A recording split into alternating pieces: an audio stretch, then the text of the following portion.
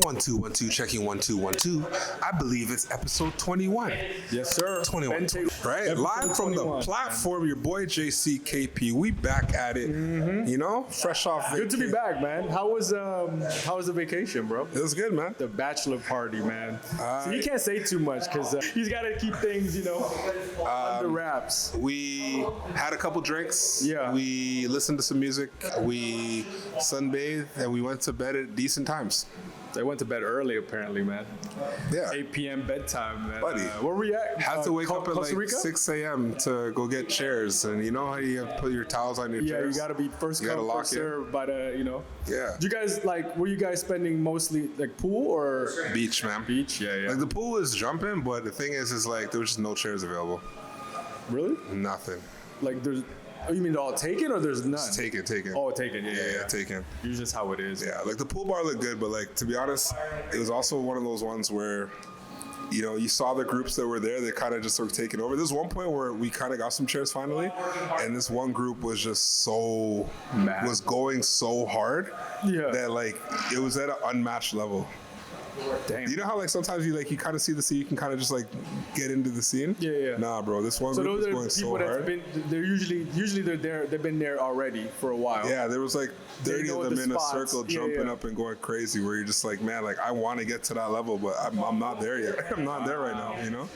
So it was a good time though, man. It was a good time, but I mean, normally, the pool is usually taken early. People have their own spot. And the beach had so many chairs, but they're all taken, man. It was the thing is where we were staying, that's where you wanted to be. The beach was the spot. Yeah. The water was good. I lost my favorite pair of glasses. I'm kind of cheesed. Oh shoot! I went into the ocean with your sunglasses on, not thinking much of it. A couple of little waves, but it wasn't anything crazy. Funny story, man. When I went to vacation in Mexico, I remembered I fell asleep by the pool, and I woke up. Couldn't find my jewelry, bro. No way. Ring, yeah. It was Were you wearing it too? I was wearing it. It was my took finger. It off your body. And then somebody, whoever maybe just slipped. But I was dead. I was having a good sleep, nap time by the pool. You know what's crazy that you said that? I had my jewelry taken, and then also I remember I brought an LSU baseball cap. Stolen, bro, from my side table where I put my drinks. You know what I mean? So I don't know what happened to whoever has it, bro. You're welcome. You're a thief. Yeah. You're a thief. Give the man back his stuff, man. And then that's crazy. There was another time, went to another resort. I had a performance shirt with my logo on it. The dry fit. Yeah. I put it to dry on our balcony because we were on the lower level. Stolen. Came back after it didn't beach. fall or anything. It didn't fall. It's just gone. So I'm assuming one of the how they have the workers maybe watering or taking care of the grass or whatever. Yeah. I'm assuming it's one of those people that just saw a performance shirt and took it. So whoever has a KP strength shirt somewhere in Mexico, bro, you're welcome as well. It's crazy. It's funny that you say Mexico. So I was in Mexico for spring break. Yeah. Right. I was telling you guys a story about the whole Trevor thing last week or whatever. But I was in Mexico for spring break, and I remember being at the club. And somebody walked by me, and I was wearing one of my championship rings. And it's right? No, they didn't get it off my finger. Yeah. But somebody just kind of walked by me and they try to put your hand down. Yeah. Just kind of walk by me and went like this, try to do one of those. Try to do one of those quick things, and I was but it was on my knuckle, right? Yeah. And then they pieced quick, and I was like. You didn't even realize. And I was yo, did they just try to rob me? Yeah. But I wouldn't be able to tell you who that was. Yeah. So I lost my, my ring in one of those resorts. I will say this: no one in DR tried to rob me, so I appreciate you guys. Shout out my Dominicanos. It was your fault. The sunglasses. Yeah, the sunglasses is my fault. I was, what happened? It's you're just kind of in the water. You're just the waves are, they're hidden. And you're not beating you up. Yeah. They're hitting you and you're okay, I gotta be cautious a little bit. Yeah. And then I remember I turned back to look at our section. I was when you're in the water, everyone's in the water. Yeah. So you always kind of keep an eye on your stuff. Mm-hmm. So I turned around and I was looking trying to remember because when you're getting waves are moving, you don't exactly know. You might shoot, you might move a little bit. Yeah. So all of a sudden I look back and I'm just looking for our stuff. And I'm okay, that's where we are. Boom, hitting the back with a wave. Shade just fell. And it was such rough water that it wasn't they were gonna touch the water It's just in, gone. unless you saw it hit the water. And you can, Yeah, they were gone immediately. Yeah, once it goes down, it's like, bro, I'm not going. It took my hair elastic out my head. That's funny. My bun just dropped.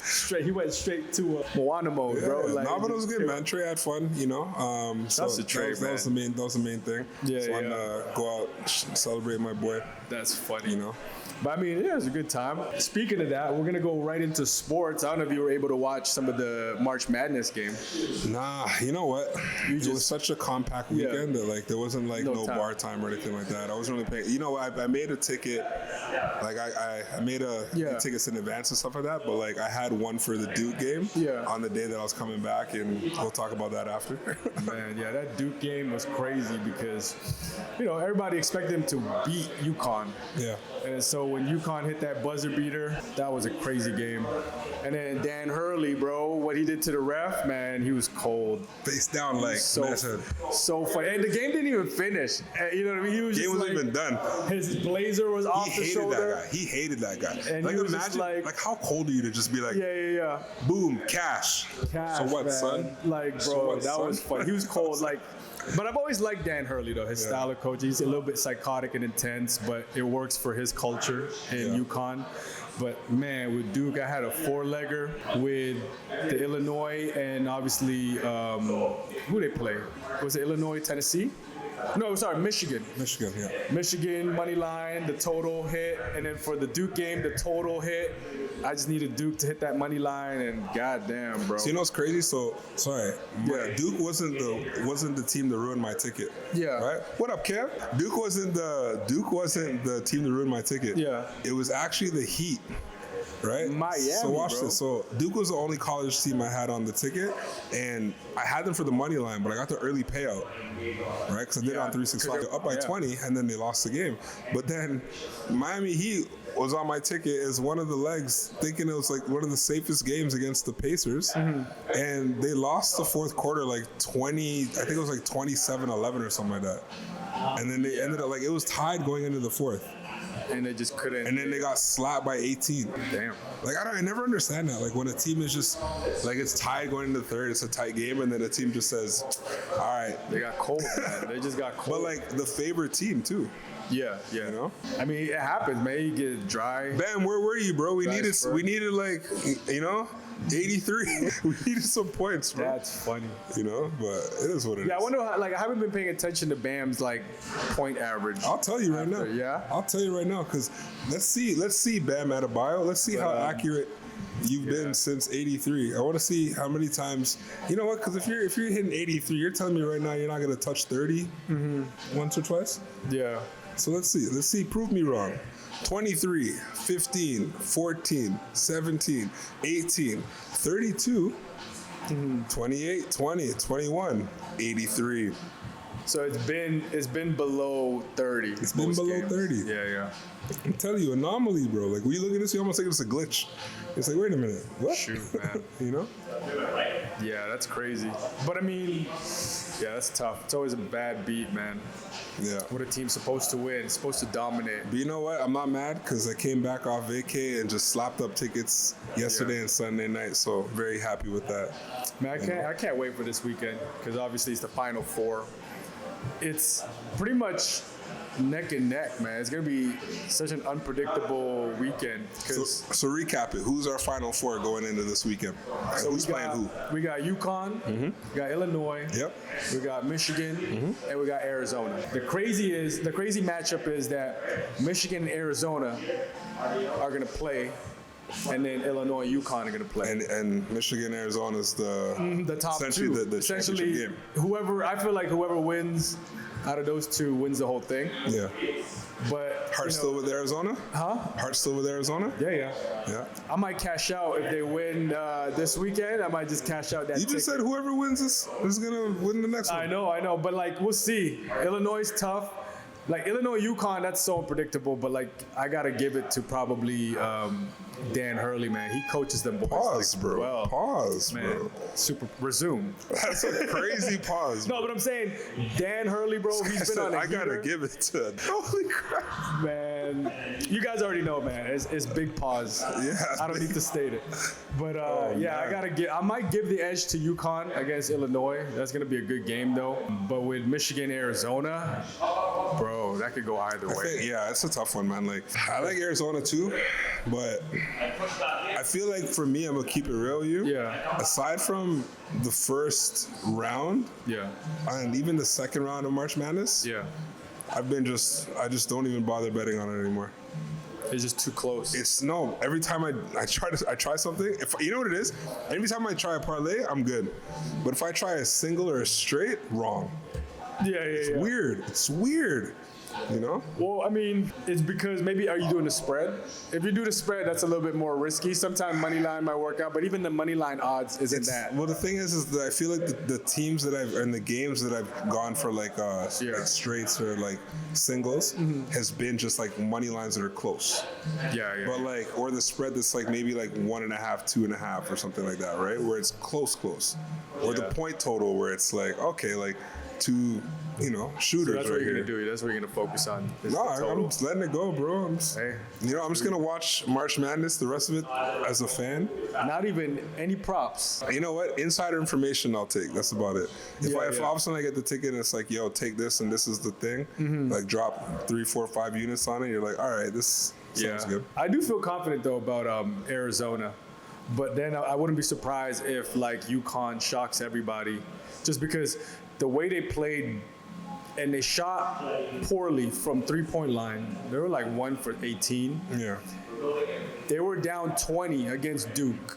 And Duke, they're a good defensive team. Yeah. And the way they came back, man, like UConn, and like it's no surprise because UConn won too, right? So that might be the sleeper team in the Final Four. See, that's the thing though, right? That's the scariest part. Like even watching the, like, not to switch it up, but watching the OKC game yesterday against Detroit, it's like, going back to UConn now, it's like when you have nothing to lose, and you're just like, yo, I'm just gonna ball. I'm just gonna ball. I'm just gonna play. No I'm just pressure. Gonna go for a stop. No pressure. The other team has everything to lose because it's like, okay, we have the lead. Because we have the game. We gotta keep it. Right. When now it's like stop after stop. So then like I feel like the confidence changes in your game when you're up like that, and you see that there's a run building. Right. Because you're like, okay, I need something to settle it. You need like that player that's like, oh, like, you want to start a run?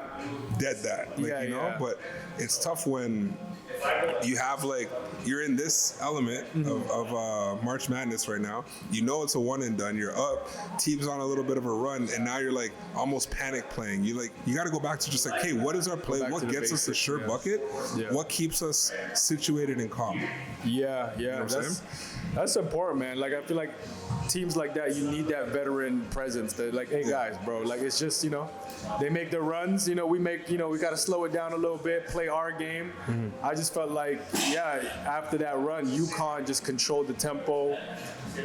Duke kind of panic a little bit, and that's why the turnover happened, that last second shot. So props to UConn, man. Yeah, you got to give him flowers for that, man. So shouts to Dan Hurley, bro. He's psycho, but he's funny, man. When he did that to the ref, I was laughing, bro, when I saw that, and it's all over social media. That was a good game. So we'll see this Saturday, man. I'm excited. This Saturday. Moving on to NBA, man. What do you have for us, man? What do you have for us? I got, I got my sure thing. My sure thing. Yeah. I can't say everyone else's sure thing. Here's my sure thing. Okay. My sure thing tonight, I'm putting my ducats on. Okay? And hopefully there's still my ducats at the end of the night, right? But it's the Charlotte-Brooklyn game. We know Charlotte should put belt to ass in that game, right?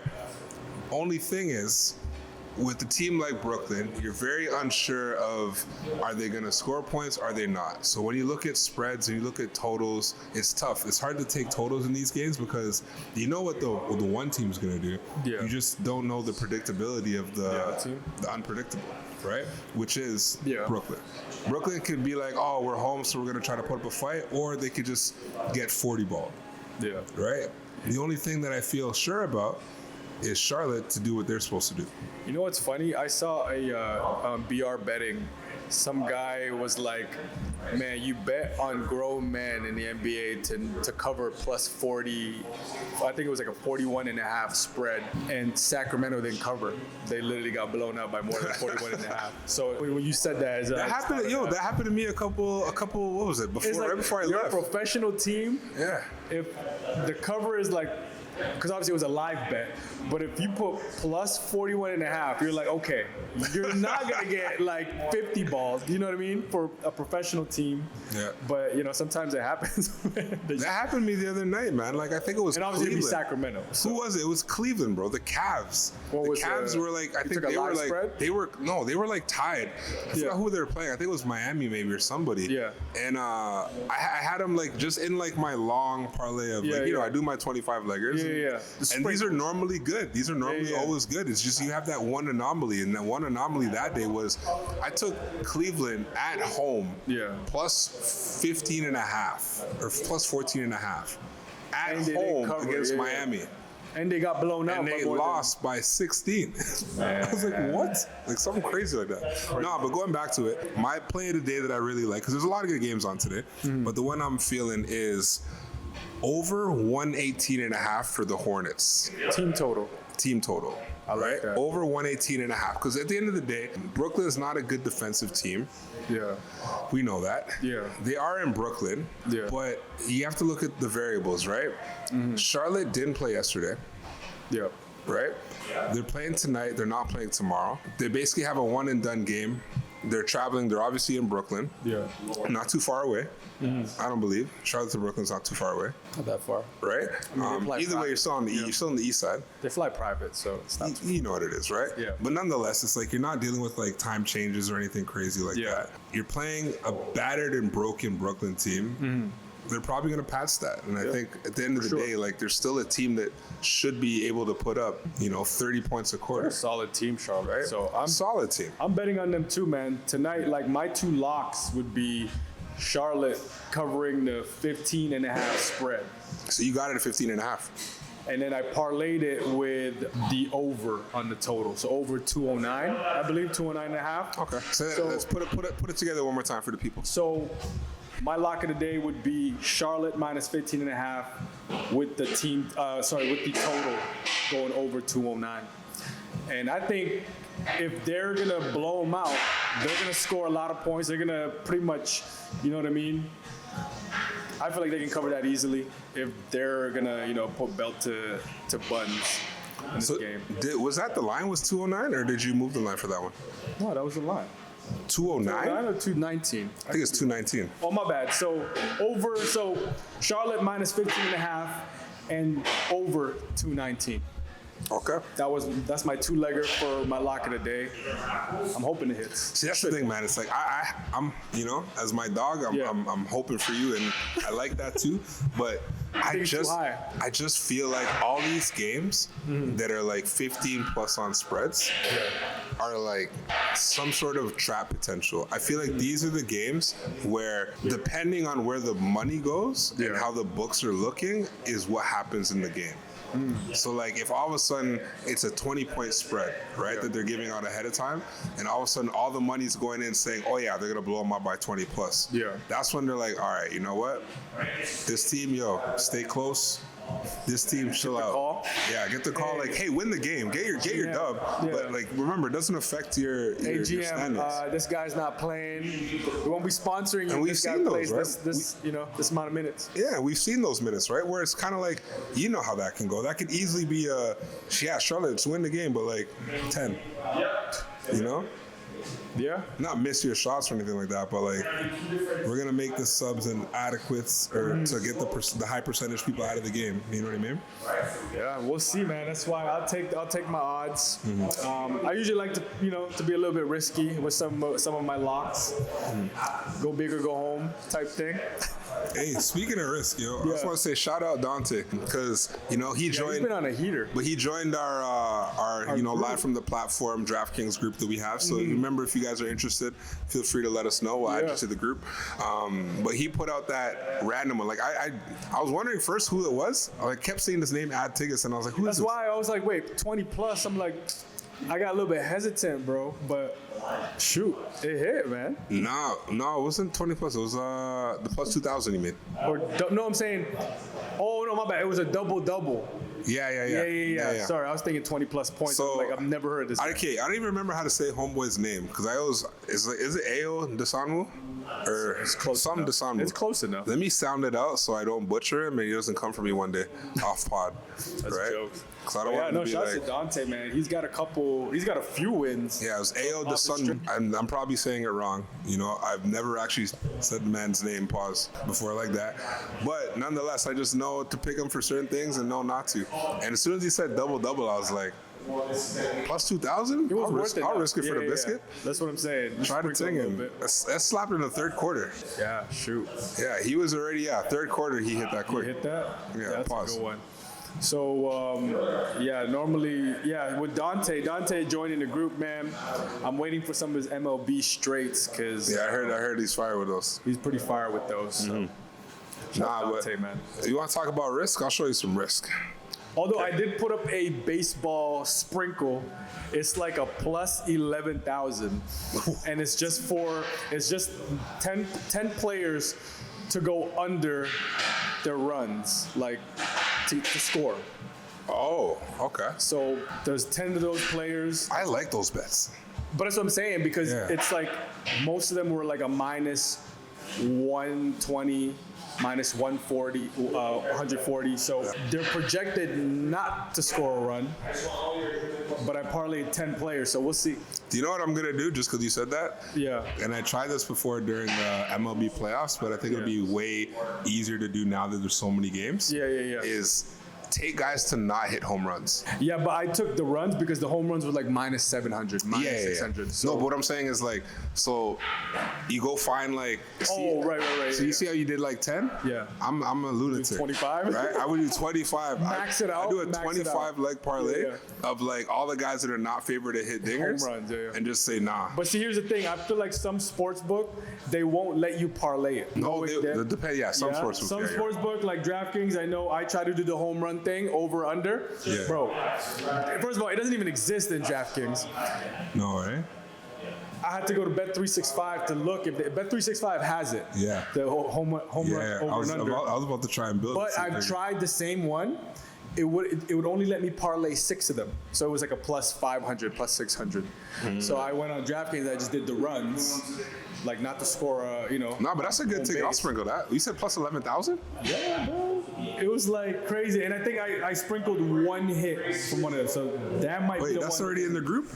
Yeah, it's there, Yeah, let man. me go take that right now. So 9 to 10 players. I don't remember. I'm pulling up the app right now, and if it hits, bro, it's solid, man. That's so sweet. You put up $5 on it, it's not even that bad. Yeah, plus 11,000 on that. What do you mean not that bad? That's a great. You know what I'm saying? Like you could sprinkle a little bit, and it'll go a long way. Oh, you went for Cal Rally. First thing I see is Cal Rally, no run.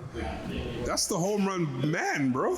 Man, that's what. But I'm saying it's a sprinkle. It's a sprinkle. Yeah. No, I That's feel what you. made it 11,000. Yeah. I was gonna say, look at a certain Juan Soto.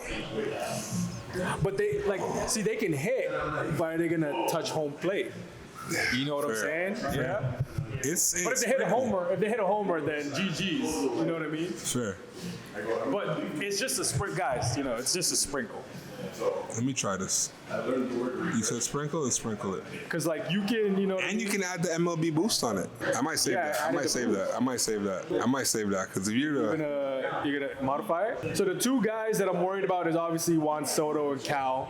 yeah, those are tough. But even if they hit, they go first, second, third base. As long as they don't go to the home plate. It's just Cal's a dog, bro. Cal's a guy that like. We'll find out 9:40 p.m., man. Like, we'll see. But it's just a sprinkle, so we'll see what happens with it. I kind of like it, to be honest with you. See, now I'm like, ooh, do I save this? Like, I feel like I might want to save this boost. You can. Because I feel like I'm going to get a heater from Dante's going to say something crazy. It's be like, all right, let's try this one. Yeah, I'm going to wait for Dante's straights, but But I'm tailing. you're going to tail I it? tailed it. It could be one of those nights. Why not? You live once. All right? I ain't mad at that. Real quick, shout out to Under Armour. They sent me this outfit last week. light cargo with the light, spring jacket, the heavyweight Down with to the logo. sneakers, And bro. then the sneakers. This is what they call like their skater shoes. Yeah. It looks like what that shoe called? I don't know, but I like it, man. Shouts to Under Armour. You know me, guys. I'm just doing my part, trying to make sure that all the attention's on KP. That's why I made sure to put on my signature Lulu black hoodie. Shout outs to Under Armour, Signature man. black hoodie Thanks for today. sending this, this outfit last week. You look fly, bro. You look Thank fly. you, man. I got every time we do the pod, you know what I mean? Whatever Under Armour sends. I don't think KP's wearing the same thing twice. He's like Shea. He's like Shea Gildas. No, I had some same sweaters and stuff. He's like, I wear the same shoes, But like, if whatever UA sends, man, I gotta put it out there. The best time to put it out is on the pod. So See, here's the thing. Yeah. Okay, this is actually segues perfectly into the next question. So shout Or out, the, man. the next thing here. Yeah. Because you're a fly guy, right? And this is considered like like this is considered like I try. streetwear. Yeah, it's But streetwear. like it's a streetwear, but like at the same time you it's can like make gym. it. You can make it gym wear, Yeah, right? yeah. So let's talk about this right now because sometimes, and this is kind of something we were talking about before, is when you think about going to the gym, Yeah. right? Are you somebody that likes walking into a lot of energy? Or do you like to walk into a space where you can kind of lock in? And when I say that, I want to say that in a way where let's look at the pros and cons, okay? You walk into a big gym, say it's a big box gym or like a big commercial gym, and you might not have all the equipment that you want just available, but you have a lot of variety of equipment, a lot of people there, right? So do you like that from an energy perspective, or do you prefer something a little bit smaller where it's not as busy, you have more access to equipment, but you're more locked into just you being It's like kind not of a lot of- honestly like by yourself with a couple people maybe. To be honest, man, I gotta stick with tempo. Tempo's the That was that, I wasn't even trying to plug it in from that perspective, but I get leave it. Tempo, man. Tempo got great atmosphere. To be honest, I go where I'm comfortable. Like depending on what I'm doing, like I would like to be around people. Like say if it's something I hate doing, like the cardio stuff that we've been doing every Thursday. You don't hate it that much, you're still doing it. It's like a love-hate thing, you know what I mean? It's like, I like to do that. Like I like to do stuff like that with more people or with people around, just because you feed off with the energy. But as far as like, certain workouts, I feel like most of the time I do prefer being in a space like tempo and just, kind of being locked in, focusing on my workouts without any distractions. And plus, bro, it's like, I go where the better equipment is, to be honest with you, man. You got bumper plates here, you got the platform, you got good bars. Like you go into like a commercial gym, it's kind of hit or miss sometimes. Yeah. And the people, like obviously it's busy, it's busier, and then the surroundings too. Because sometimes when I'm not familiar with it, I feel like I can't push hard enough if I'm unfamiliar with the settings. You know what I mean? It's just like it's one of those. But how about you? So this is gonna sound like left gym, here. man. It's gonna That's gym sound left Mississauga, here. man. Tempo. I love You guys my gotta sign space. up. I love my space. Yeah, Don't get me yeah. wrong. I love it. But I have like a gift and a curse with it. Yeah. Right. So the gift is accessibility to a lot of high quality stuff. Yeah. Right. A lot of good equipment. Obviously, just being able to have access and obviously availability, just based on it not being too crowded. Yeah. But even for me, man, like it's sometimes I need like the once in a blue moon like step outside. Yeah, Right? of course. And when I say that, I mean like, and it's maybe it's ego sometimes a little bit, because when you go to like commercial gyms and like good, though. you're with the Gen Pop sometimes, you feel like you're a level above a little bit based on what you do. So like It does when feel good though. like You do like some sort of move, like a power clean or something. or like, you're just like I got a story I'll actually get into, funny enough, about it. But actually I'll tell you the story now. Why not? But I remember one time I went to Anytime Fitness, right? And they have like one platform, no chalk. You can't use chalk. You can't drop weights. It's very like don't like, use this and be quiet, right? And it was dead center of their gym, like right in the middle. And I remember I went there and I was just like, okay, like I could do some cleans and just control it. Yeah. And they had like the thick bumpers. You know the bumpers that are like, it's not like the regular size really, like these ones, but like the ones that are really fat. Yeah. Right? The fat bumpers, yeah. I call those the you know, CrossFit, the fat bumpers. Yeah, but they're even bigger, right? Like they're like the lesser brands or whatever. Yeah. But like the big bumpers. So like you put 225 on, or like 245.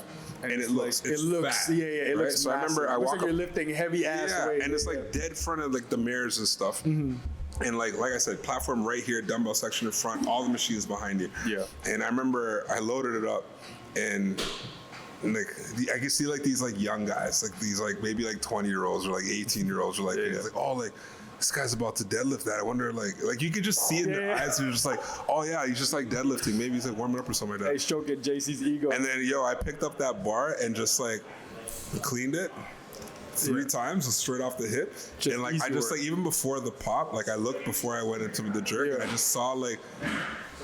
Yeah, the top. Yeah, what the? It was like through the mirror. That's and it just gave it like a double, like a push jerk, then a split jerk, and then like came down in control all the way. Like, and try not to drop it. Yeah. And like I just saw guys like, oh shoot, yeah. You know what I'm saying? Because it's like, in those settings, they don't really know performance training like we do, right? Like they haven't, it's usually machines, like machine-based type workouts, or I feel like 90% of general pop, they probably don't even know how to structure or like know how to work out. You know what I mean? So that's why it's like, you got those machines and like you got the setting is what it is. Yeah. Right? But yeah, no, for sure. Well, even you know what? It's the same. Like, sorry to cut you off, but it's like I say it to like a lot of our members sometimes. Yeah. And a lot of even my clients, right? Because of some of the stuff that they do, and like some of the members when they're working out with other members here, and like they get so familiar with doing that, I challenge them and tell them sometimes, I'm like, you know what? Go drop in somewhere. Yeah. I'm like, go drop in. You're gonna get eyeballs on you. Yeah. And I'm telling you right now, because when they come here sometimes, when our members are like, clients sometimes are like, oh man, like this is so hard. And they look around, they're like, oh, this guy's doing this guy's doing that, this guy's killing it, this guy's killing it. I'm like, listen, you don't understand over the course of the hour what you've just done, what you've just completed. Exactly. And then I tell them, I'm like, go drop into a commercial gym and try to do go and see where you're at. Or go work out with a buddy or a friend. Surprised, yeah. And then they be like, and they're like, yo, like, they couldn't keep up with me. And I'm like, yeah, because you're just in the environment where this is normal to you. For sure. Right? You see people doing this, right? And you're like, oh, but like, that's what it is, right? It's the competitiveness. I love going and stepping outside, and then I'm just like, oh, here I am, big man on campus for a moment. Then I come back here, and then like, I'm like humble.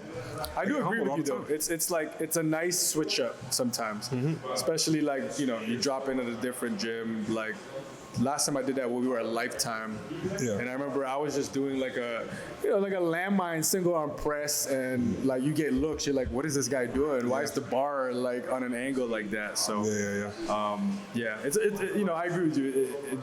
It does feel good once in a while to go at a different gym. Yeah, I mix it up every now. But going back to it, like nonetheless, it's like I'm kind of a hybrid, right? So it's like I like a little bit of I'd say solidarity of just like kind of like being in a space by like myself, this. right, and kind of just knowing that like, okay, I'm gonna navigate from here to here to here to here, right? But I also feed off the energy, so it's like I need, like sometimes I wait. And like I might be here all day, but I have different pockets of time. Yeah. And I might just wait to work out when I see certain people come in. Yeah. Right? Yeah. Like when certain people walk in, and I'm like, oh, you just got here? Oh, I got an hour and a half? Oh, it's going down. Let's work, you know what I mean? Like, let's work.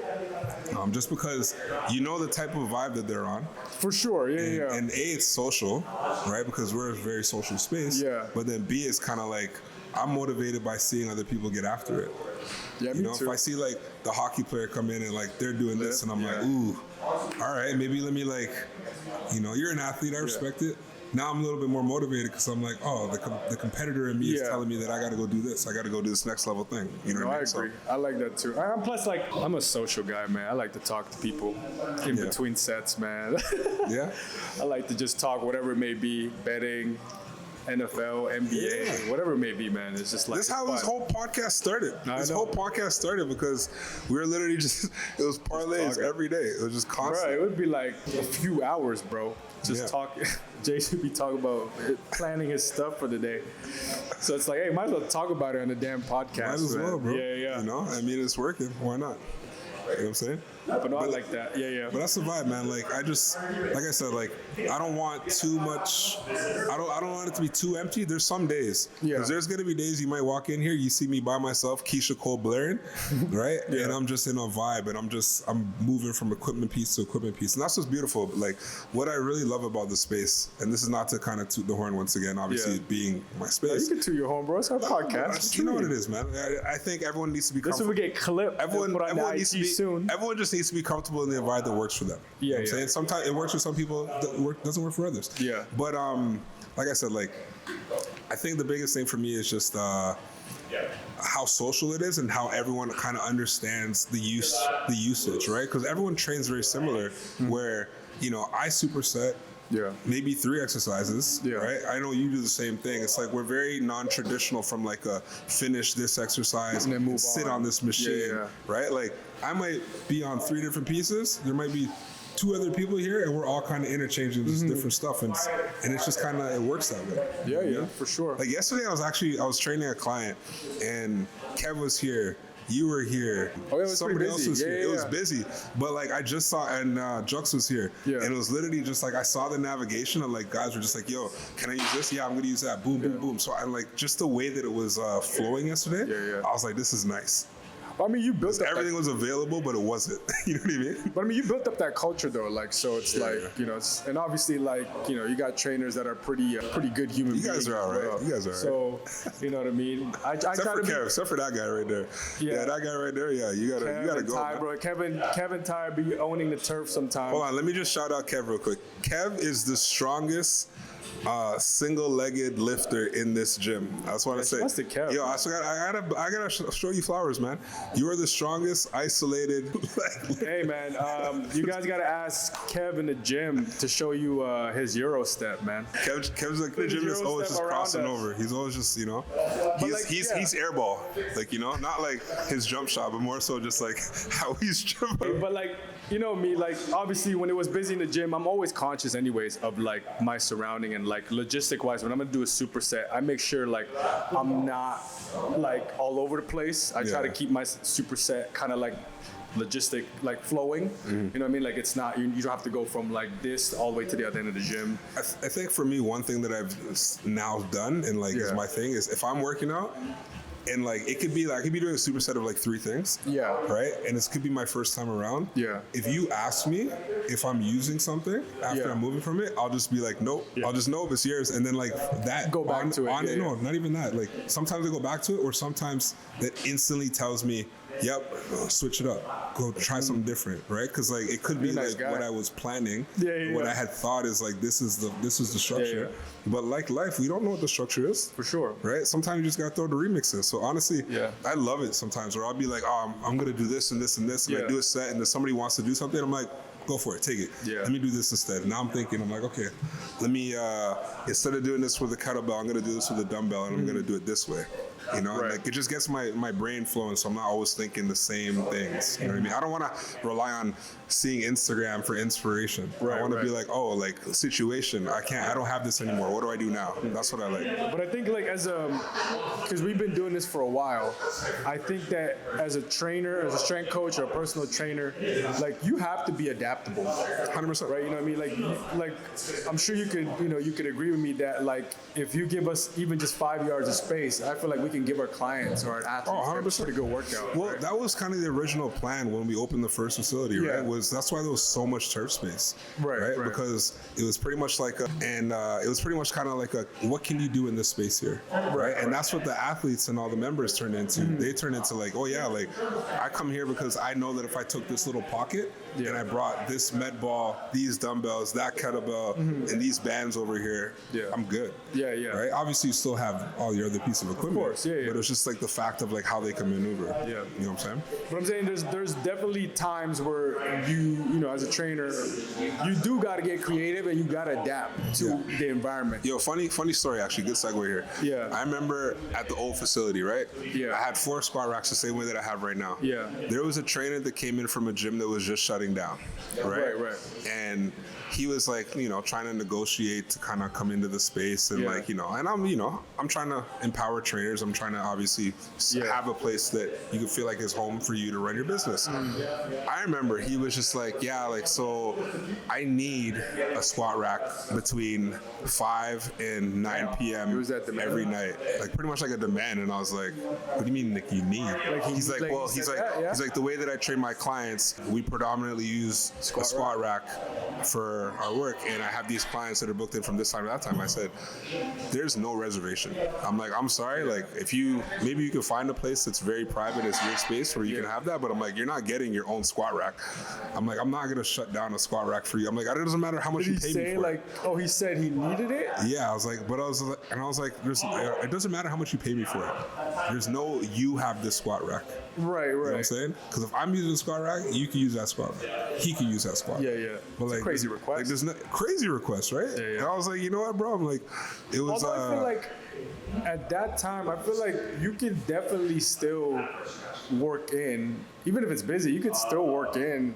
I feel like, your clients sharing with somebody. Yeah, but like at the same time, it's like, even if you needed a squat rack like that, you're coming into the facility, and like this is kind of almost like an interview. You know what I'm saying? You're trying to get the vibe, like see if it matches the. Yeah, and it was crazy because it was just like, like I need this, and I was like, well, you can't have it. I don't know what you want me to say. I mean, at that point, it's almost like, shoot, then you might as well rent the space for the hour, if you even did that. But that's what goes back to what you're saying about adaptable. Right, where it's like, that's your structure. The same way that like if you're a new trainer and you just got hired at Good Life, they're probably telling you these are your 9 machines to start your clients on if they're new.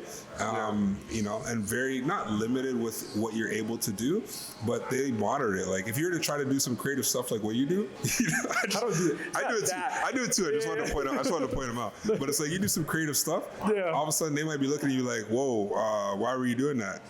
Stick to the machines. This is the client that's like, and they kind of hover over you a little bit, right? You can do all your own research and understand exactly why you're doing something and have your reasoning and your benefit from exercise, but sometimes it's looked down upon just based on where you are. Oh, for sure, because they're just not familiar with it, or like you got like the people that are like very locked into a certain methodology. Because I mean, for me, I don't know about you, but like speaking for myself, like I try to be like flexible and use every single methodology out there, whatever it may be, because obviously at the end of the day, it's what the client is, the results of your clients or athletes, right? 100%. So I'm not locked into like, oh, you got to do it this way, then this way. Like I try to use all the methods to, move the needle to where, whatever their goals are. But that's also like, that'll also show you who you're going to attract a little bit too, right? Right. Just based on clientele. Because normally I know in the fitness industry, there are cults. Like there are people that are like, this is what you have to do, or you're wrong. Yeah. You know what I mean? Like there are some, some people like that. We're not culty.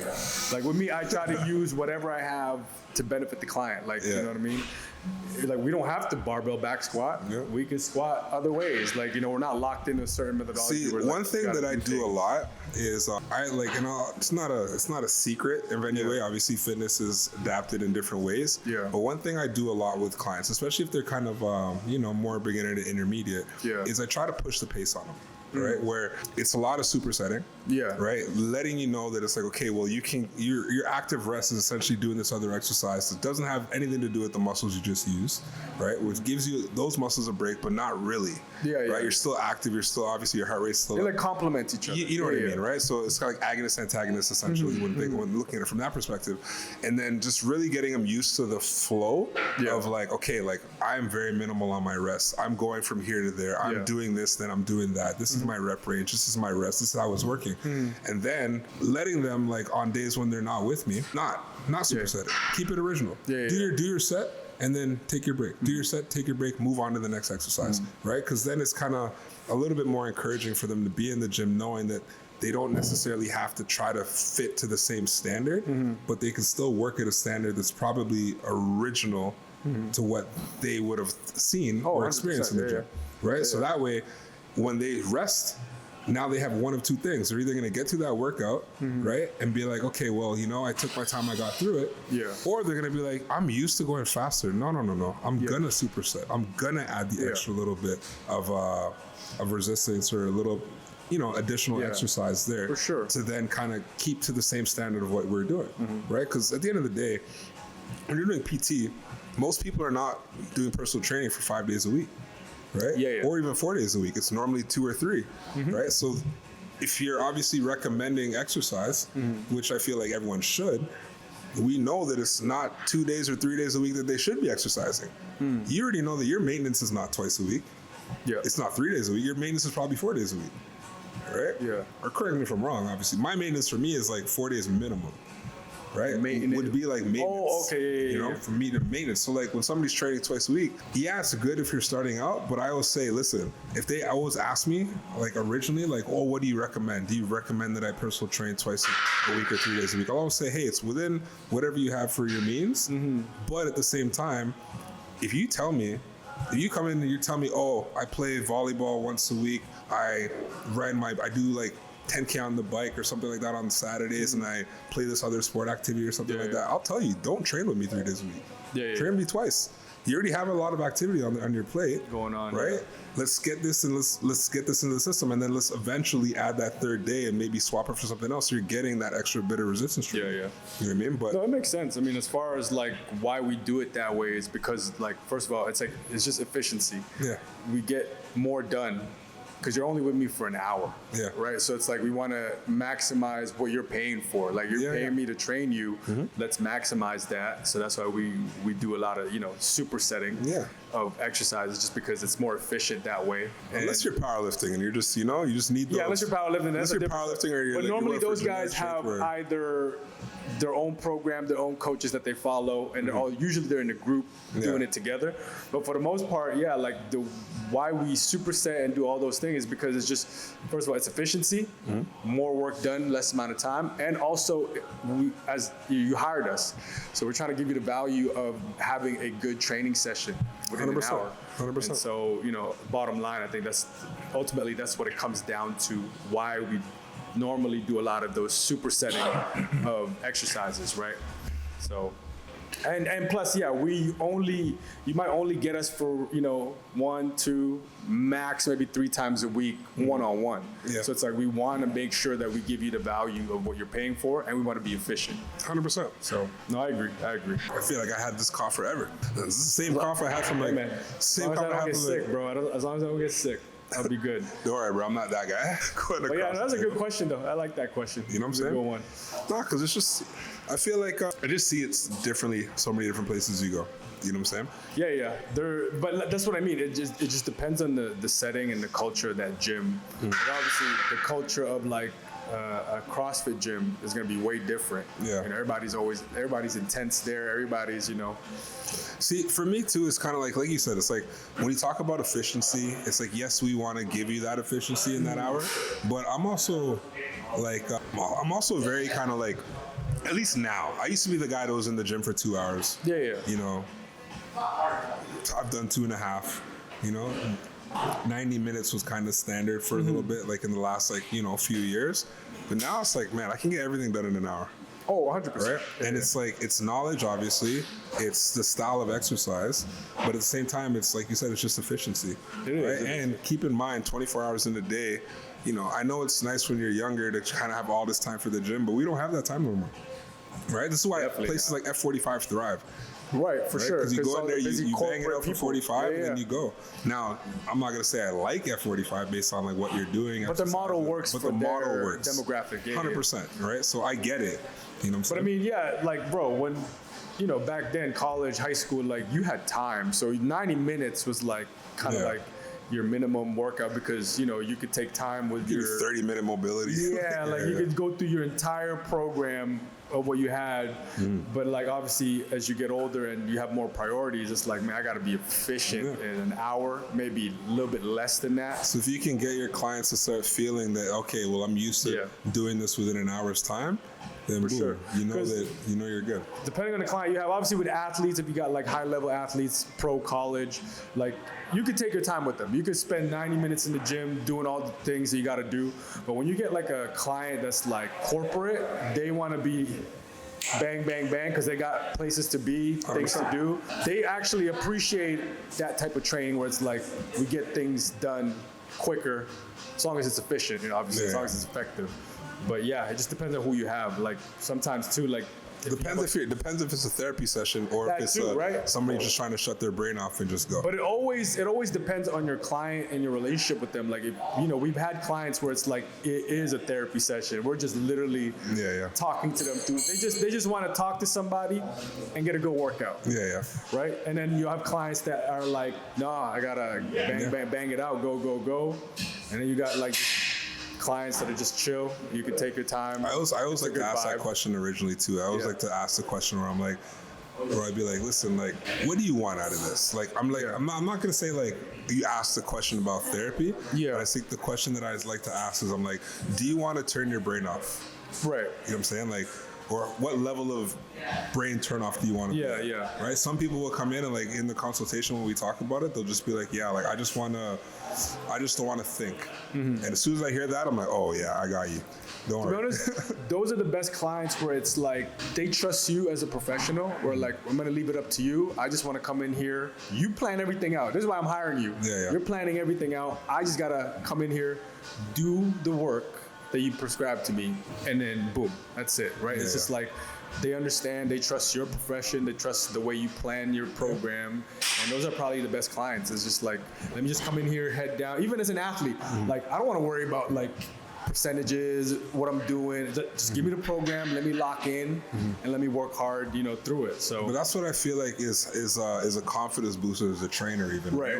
Because like I have a lot of clients that were like, they've done pro stuff, right? They've been a pro athlete, they've done vigorous training, or like other clients that like they were used to like a certain style of fitness and they've done it like for years, right? They've done the CrossFit for years. They've done bodybuilding even, or they've done high rocks. They've done like tiered scheduled programs training before, right? And then when you see them coming in and they're asking you like, okay, like tell me what to do, you're kind of like, okay, well that kind of like almost boosts you as a trainer, where you feel like, okay, like this person understands that what I'm saying is just not BS. Right? Or this kind of validates that what I'm saying is not BS. You know what I mean? So you get that little bit of validation, and then it kind of motivates you. Once in a while, you do get the opposite end where it's like some clients, they're just like, it's just not it. They just suck your energy. Pause. You know what I'm saying? Like it's not always. What I'm trying to say, it's not always like. It's not always a fit. It's not always a fit. No. Right? But you pretty much figure that out quicker, like, you know what I mean? I'm gonna keep it real. Whenever I do consultations, right, and like normally you're trying to sell personal training, because that's what it is. I tell all my consultations, I say it straight up. I say, listen, this is as much an interview for you as it is for me, right? Because at the end of the day, I need to understand if you're somebody that I can work with, of course, or if you're somebody that I feel like would work better with somebody else, right? I'm not saying that like we have to be jokey, haha, and like all that.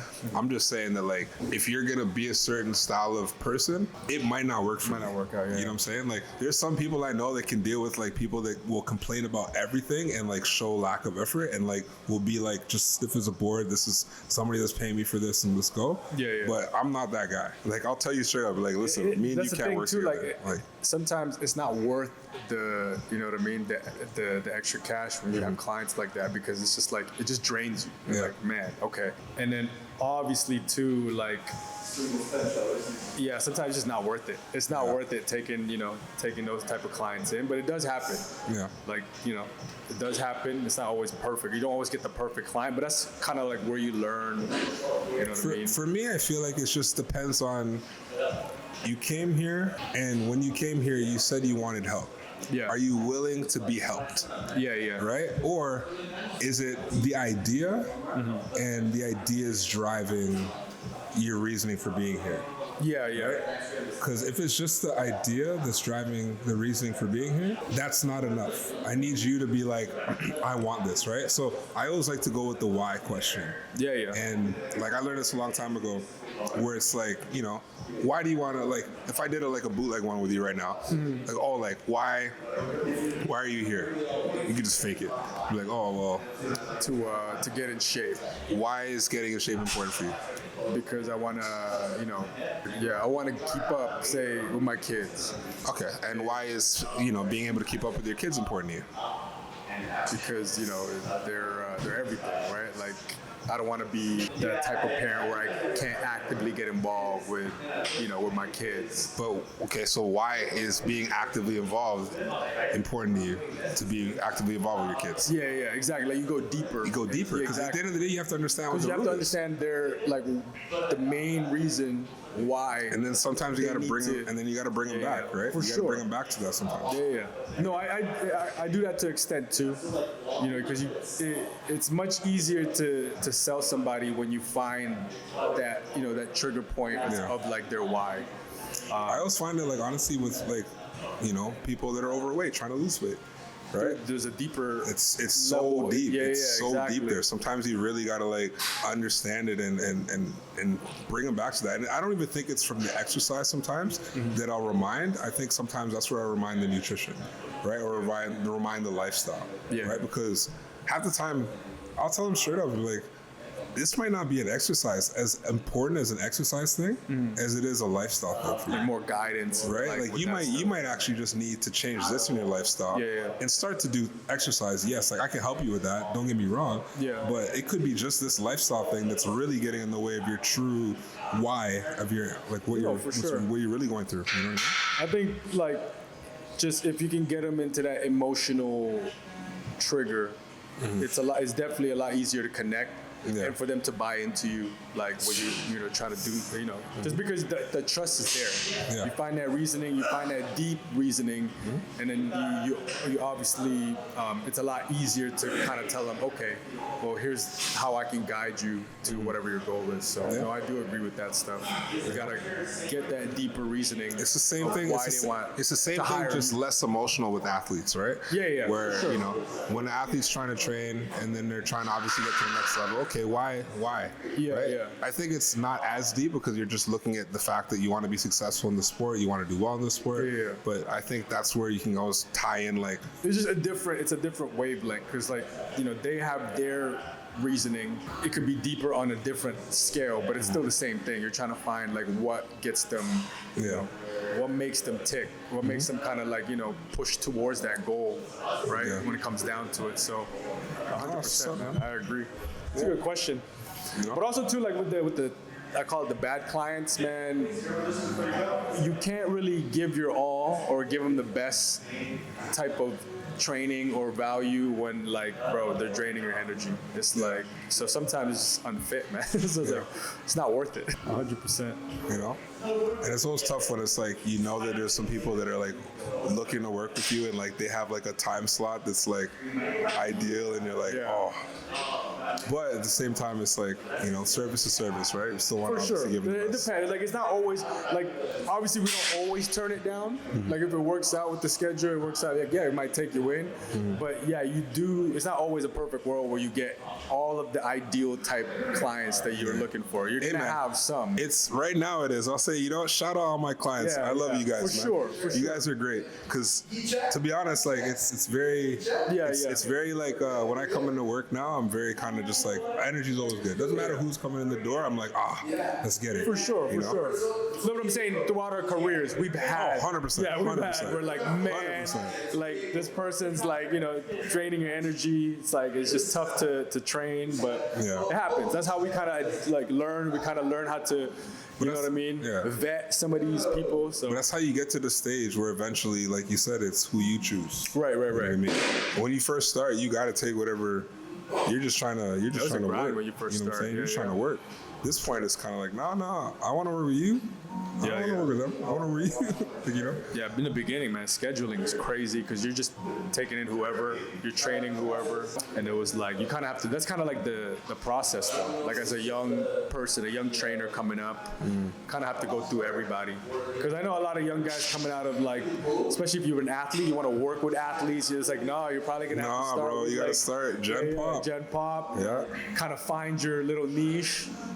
Eventually, from the Gen Pop, oh, I got a son. Oh, I got a cousin that's playing college.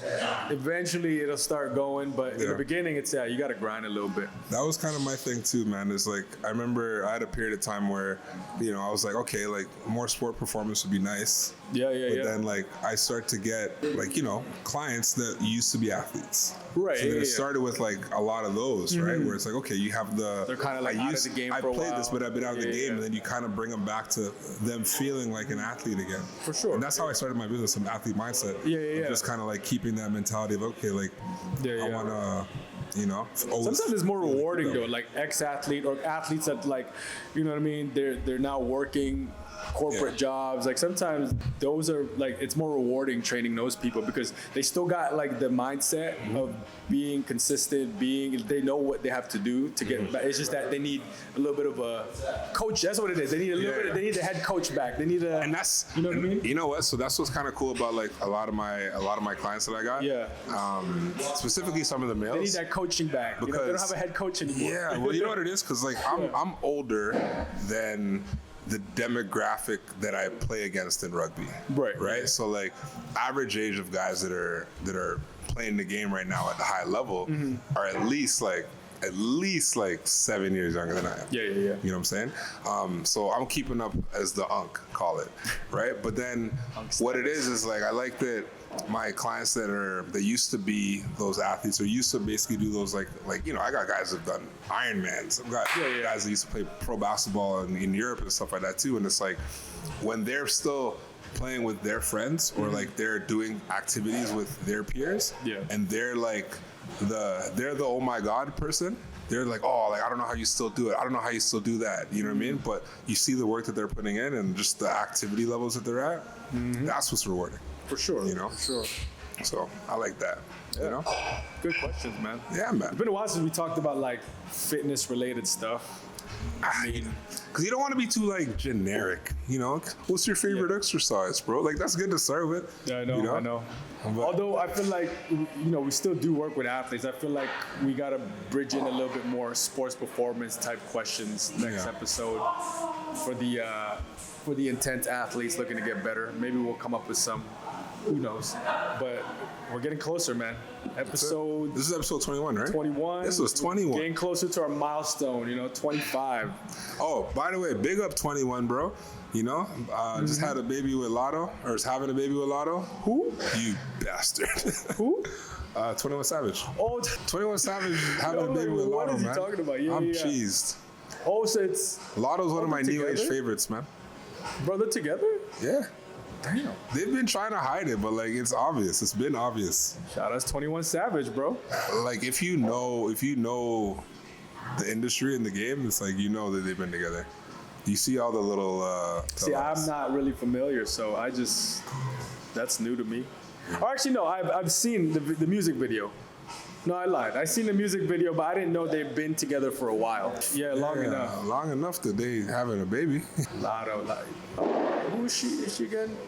Is she the half? She's the one she's a light skinned girl. She's the one that made Big Energy. Oh, I'm thinking of Saweetie. No. That was Quavo's whole thing. Is that Quavo? Yeah. Because I know she was like half, she's like Black Latina.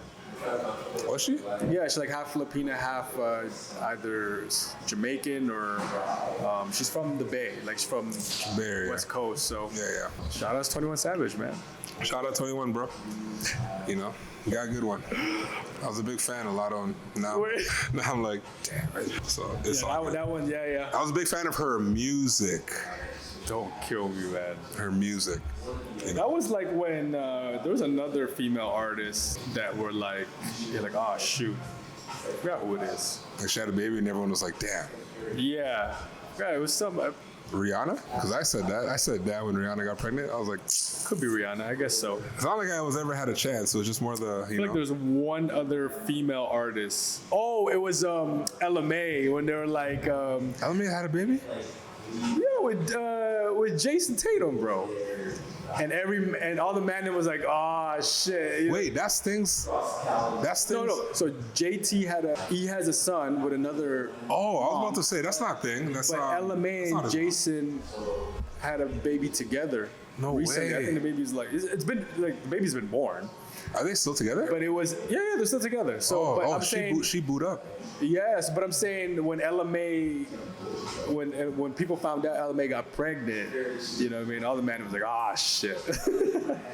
See, I don't know. Like, I fell in love with Ella May's music, but like Ella May wasn't like. It didn't really. She wasn't like it for me. Like it's Megan Good for me growing pregnant. up. Oh, me okay. regular. But like you know who crushed me when they had their first baby was Lauren London. Oh yeah, with Nipsey. No, before that. Oh, before that. Oh, with Lil Wayne. Yeah. Shouts Lil Wayne, bro. Lil Wayne, how many sweet Bro, things?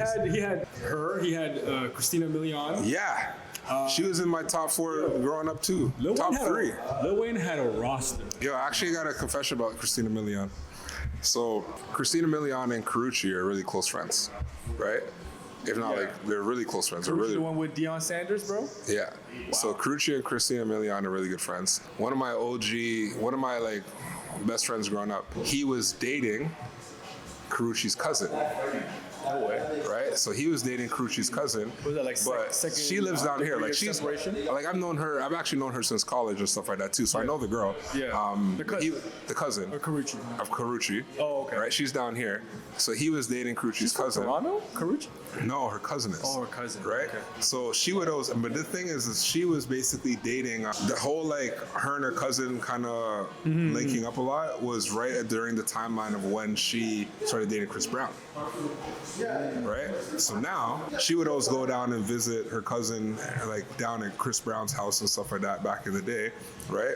And like I said, my boy was dating her. Yeah. Right? So it's crazy because going with her to those. No, so he went one time. Yeah. And he was down there at like CB's crib or like or her crib or one of the cribs, whatever. And he FaceTimed me, but I missed the FaceTime call. Oh shoot. And he was like, bro. Like he told me after, he's like, bro, I was with Christina Milian. I just FaceTimed her. I told her like my boy is like your biggest fan. That's or like your biggest crush. You would have been and he FaceTimed. Yeah. I was supposed to FaceTime Christina Milian. That sucks, bro. But I didn't answer the FaceTime call. I feel your pain, bro. Oh, it hurt, bro. Yeah. It hurt. It hurt. Crazy work. And you know what? Shout out Alien, bro. Shout out Adrian, because like he tried, bro. He tried. He looked out for me, bro. He was to be able to go up a girl and say, hey, one of my boys is like your biggest crush. FaceTime? Let me FaceTime him real quick. Bro, like, you don't pick up, bro. You have like missed messages. Like you got like unread messages here and there, bro. He doesn't pick up anyways. I'm terrible on my phone nowadays. So it's like that was an LL regardless. There's no wins in that. That one hurt, man. He wouldn't even pick up regardless. That hurt. Like I'm so sorry about that. I just because the thing is I forgot about it. I trapped it deep in my brain and now I remembered and now I'm like I'm hurt. GG's, bro. Good game. I know. You missed out on that one. I missed out. It is what it is. Christina Milian, one day, we'll hop on a FaceTime call. One day. Huh? Maya. Maya's not my... Oh, Maya. I was never a Maya guy like that. Listen, growing up, Lauren London, Christina Milian, Megan Good, man. That's a solid list. Solid. For singer, for like R&B. No, was Megan Good, did she sing? No, she didn't sing. Actress. Biker Boys, man. Remember Biker Boys? Oh, Biker Boys. Yeah. Yeah. That was like, with Tyrese. Was Tyrese in that video? No. That movie? No. But Biker Boys was sick. Yeah. I wanted to get a motorcycle to that movie. Yeah. That was a sick movie. And then she was in that other movie where she was beautiful. She had a run, Megan Good, in some like where she would be like the lead female actress. Just You know, recently, even in Think Like a Man, like still. You know, recently there was a movie that Kelly Rowland was in. It was kind of like a spicy, like raunchy movie on Netflix. I forgot what the movie title. Mia Culpa. You should check that out, bro. Kelly Rowland. Didn't she die in one of those like scary movies? Maybe. Like she was in like a not I Know You Did Last Summer, but like one of those like teen thrillers or whatever. I swear she got dead off. Maybe. But I know Kelly Rowland had a movie. Kelly Rowland's one of those things too. She was underrated, man. She was underrated. I will say that. And especially when she. We gotta have a whole segment on this, eh? I just want to let you know. Like, this is a preview. Bro, We're gonna have to start a whole segment about like our celebrity crush. Yeah, go forever. We gotta start this over. We're never. I hope you guys don't watch this one, Kelly so we Rowland can was just like do a new one and underrated clip in it. some of those like movies, especially when she became her own solo artist, so she had started doing the longer hair. But the thing is, it's just like you followed Beyonce, man. Lauren London, I remember, I had a big crush in that when she did that movie with T.I. ATL, man. She was like peak that movie. Honestly, bro, I'm not even gonna lie to you. Obviously, Jessica Alba. I'm not even gonna lie to you. The girl that I dated at the timeline of ATL or Just Post was solely because I was in love with Lauren London. I promise you. I kid you not. The girl I dated after, because that's all I was looking for. That's all I was looking for. I fell in love with Lauren London at ATL, and I was like, that's all I cared about. I was just trying to find Nunu. I was looking for Nunu. You looking for Nunu? I was looking for Nunu. I was like, this is real. Man, hey, let us know in the comments. I just wanted to talk about his. No, we're never gonna do that. We're never gonna do that. I just wanted to finish. Shout the to slushy, Kev, man. bro. I just wanted to finish and the his slushy. doo-doo Euro step. I just wanted to finish the slushy, man. You know, Funny, man. That's funny. big hoop earrings. You know, the hair tied up in the high pony. But that was the style back then, though. Yeah. That was what was it. Everybody had hoop earrings. Everybody had the belt with like the name on it, the bling bling belt. Bro, anytime I hear Aaliyah at your best, oh man, I know. you know, there was around that time there was a roster of celebrity crushes, man. Christina Milian, obviously from like Drumline. Yeah, that was huge, bro. With the hair on both sides. Can't lie to you. What? I was gonna say, I honestly think that the person I dated at the timeline of Drumline was solely because of Christina Milian's just her like look, style, her look, like bro. Her look and style. I was just like, oh my god, like that short cute. I always wanted the short cute, you know. That's funny, man. That's hilarious. It's crazy because somebody's gonna like go through. Like, and somebody that knows me is gonna like timeline this and just be like, I remember when this was released, and that was, you know. Thank God don't do it. We're not being viewed a lot yet, so people probably won't watch this part. Don't clip this part. We're not gonna clip this part, so it'll be in the video. Find it yourself, I guess. But I mean, hey, that's all I had to talk about today. Yeah, man. Episode 21. 21, man. We'll see you guys. We went for a minute, so I'm good with that. Episode 20. Stay tuned for episode 22. Mm-hmm. We're gonna film that this Thursday, so catch you guys in the next one. Final Four. You already know. March Madness. We gonna talk about it.